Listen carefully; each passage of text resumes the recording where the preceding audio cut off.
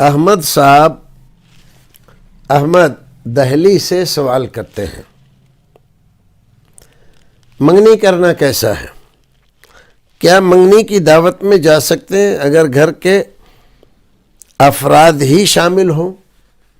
دیکھیے، منگنی کا مسئلہ اس سے پہلے بھی ذکر کیا گیا ہے۔ منگنی اصل میں ہمارے یہاں ایک رسم ہے، شریعت نے تو اس کو نہیں رکھا ہے، ہمارے یہاں کا رواج ہو گیا ہے، اور رواج کرنے کے لیے نہیں ہوتے، چھوڑنے کے لیے ہوتے ہیں۔ ہمیں رواجوں کا بندہ نہیں بننا چاہیے، رواجوں سے جہاں تک ممکن ہو سکے پرہیز کرنا چاہیے، سماج کو اس سے بچانا چاہیے۔ اب منگنی کہتے کہ ہم نے کسی آدمی کے یہاں اپنے بچے کا رشتہ چلایا، بات ہو گیا، کہا بھئی ٹھیک ہے، آپ ہمارے یہاں آ جائیے 2-4 آدمی لے کر، اور بیٹھ کے بات چیت ہو جائے گی، جو کچھ ہونا ہوگی۔ وہ ٹھیک ہے، یہ چلے گئے۔ اس کی کوئی ضرورت تو ہے نہیں، لیکن کسی زمانے میں بہت ساری رسمیں ہوتی تھیں، تو وہ ساری رسمیں طے کرنا پڑتی، یہ ہوگا، وہ ہوگا، ایسا ہوگا، ویسا ہوگا، کہاں ٹھہرائیں گے، کہاں بٹھائیں گے، اور ہمیں یہ چاہیے، کھانے میں یہ چاہیے، پینے میں یہ چاہیے، اور ہمارے ساتھ فلاں صاحب آئیں گے، ان کے لیے ایسا چاہیے۔ تو ایک زمانے میں بیل گاڑیوں پر، رہروؤں پر، ربے پر لوگ جاتے تھے بارات میں۔ تو بعض لوگ یہ کہتے تھے کہ بھئی ہم نے آپ کو بلایا، آپ کے بیل تھوڑی بلائیں۔ اب وہاں پر جھگڑا ہو جاتا، تو سب کچھ طے ہوتا تھا کہ بھئی اتنے بیل آئیں گے، اتنی گاڑی آئیں گی، اتنے ربے آئیں گے، اتنے رہرو آئیں گے۔ تو یہ ساری باتیں بات چیت میں طے ہو جاتی تھیں، 2-4 آدمی رہتے تھے، پھر اس کے بعد تب برات ہوا کرتی تھی۔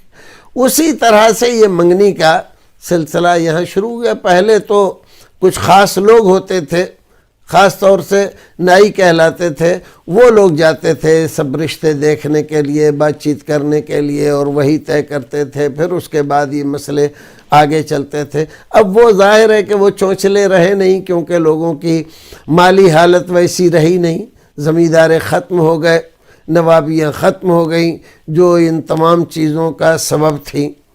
تو اب تو یوں ہی رہ گیا معاملہ۔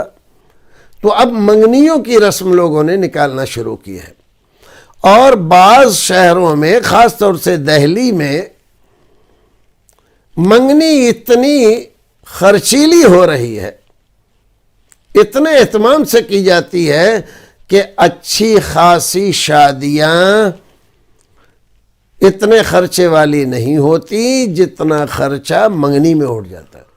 اتنے آئٹم اور اتنے کھانے کے ڈشیں اور یہ اور وہ تمام دنیا بھر کے اٹرم کھٹرم، لاکھوں روپیہ لوگ اڑا رہے ہیں، یہ سب فضول خرچی میں آتا ہے۔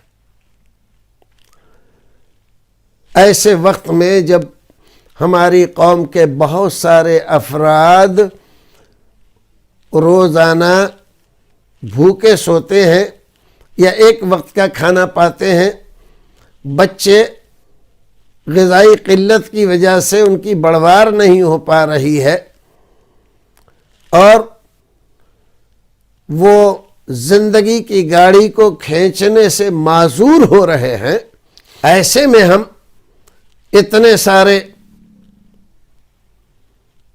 آئٹم کی منگنیاں کرنے میں لگے ہوئے ہیں، لاکھوں روپے، جس میں کا بہت سارا کھانا کوڑے دان میں پھینکا جاتا ہے۔ یہ جائز نہیں ہے، ناجائز ہے۔ علماء کرام کو بھی اس میں توجہ دینی چاہیے، اور جو سربراوردہ لوگ ہیں ان لوگوں کو بھی اس میں توجہ دینی چاہیے۔ برائی کو روکیں گے تب رکے گی، برائی اپنے آپ نہیں رکے گی۔ اور قوم کی اکثریت تو ناسمجھ ہے، بغیر یہ دیکھے ہوئے کہ اس سے نقصان کیا ہو رہا ہے، اس سے فائدہ کیا ہو رہا ہے، کہ یہ چلے جا رہے ہیں۔ اب کوئی آدمی اس لیے نہیں جاتا کہ یہ رسم ٹھیک نہیں ہے اور اس سے سماج میں بہت سی برائیاں ہو رہی ہیں، تو لوگ اس کو متون کرتے ہیں، لو میاں یہ تو کسی کے فنکشن میں شریک نہیں ہوتے، کسی کی خوشی میں شریک نہیں ہوتے۔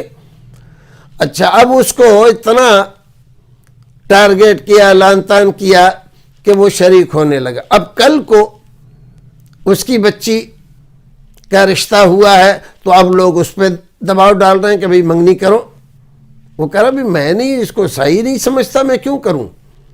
تو کہتے واہ، کھانے کے لیے صحیح تھا اور کھلانے کے لیے غلط ہو گیا۔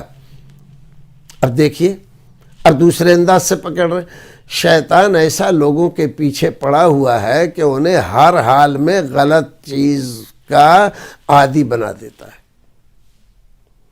اب وہ کرتا ہے تب بھی لوگ اس کو نہیں چھوڑتے، کہتے لو کل تک لوگوں کو منع کرتے تھے منگنی مت کرو، منگنی مت کرو، جائز نہیں ہے، یہ نہیں ہے اور وہ نہیں ہے، آج خود ہی کر رہے ہیں بھائی صاحب۔ لوگوں کا بھی بھائی ٹھیک نہیں ہے، دوسروں کے لیے فتوے جھاڑتے ہیں، اپنے لیے سب فتوے ختم ہو جاتے ہیں۔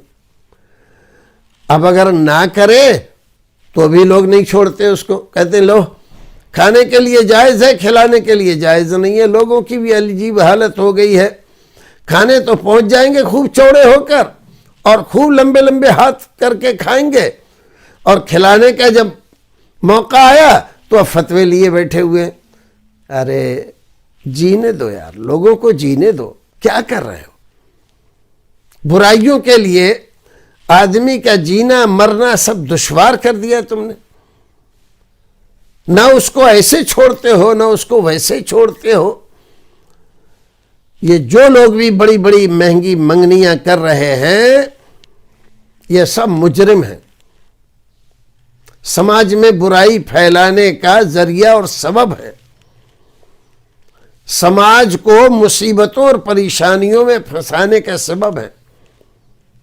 وہ غریب لوگ جن کے پاس ایسی منگنیاں کرنے کا کوئی انتظام نہیں ہے، ان کی بچیاں احساس کمتری کا شکار ہوتی ہیں، وہ خود بھی احساس کمتری کا شکار ہوتے ہیں۔ یہ احساس کمتری زندگی بھر بیماری بن کر ان کو لگ جاتا ہے اور وہ حوصلے ہار بیٹھتے ہیں۔ یہ کیوں کر رہے ہو ایسا؟